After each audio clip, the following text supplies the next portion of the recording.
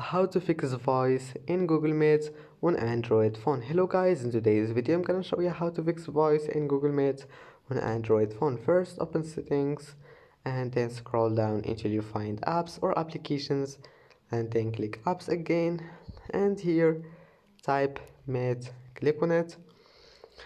Now click force stop and then click storage, clear cache, and now click permissions, and here microphone, you will find it like that.